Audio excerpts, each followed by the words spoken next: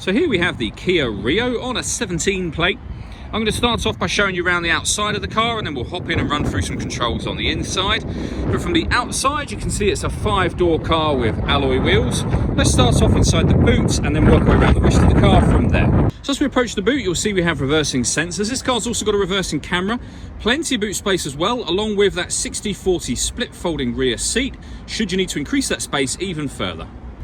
Okay, so we're just going to work our way back round to the front of the car, and then we'll hop in and run through some controls on the inside.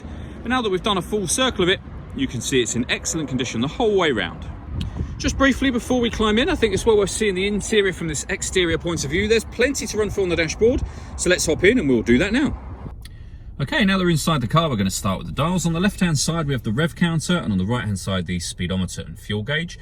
In the middle, you can see the total miles for the car, which are 22,371. The information displayed above that, which is currently a digital readout for the speedometer, can be changed using buttons on the steering wheel for various different bits of trip computer information, but there are other menus available as well.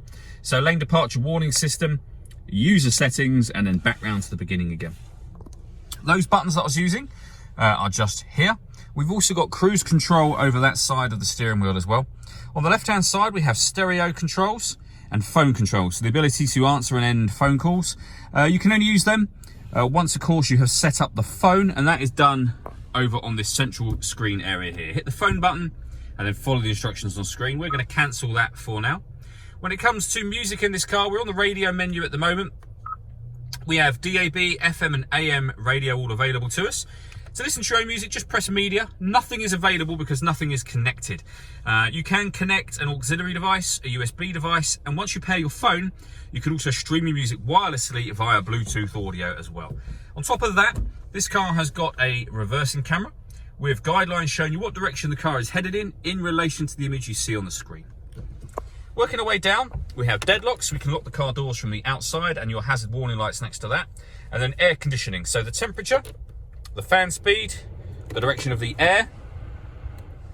When you're happy with those settings, air conditioning is on and off through that button there, and that's your rear heated screen on that one. Below that, we have a 12-volt charging socket underneath that cap, and the auxiliary and USB inputs that I mentioned previously. This button is for the stop and start. This car is designed to cut out when it's stationary in traffic to save you fuel. You can turn that system off, as I've just done by pressing that button. And finally, we have a 5-speed manual gearbox. All that leaves me to say is thank you for taking the time to watch this video. If you'd like to come and see the car in person and have a test drive, please feel free to call any of our MJA sites. We'd love to hear from you soon.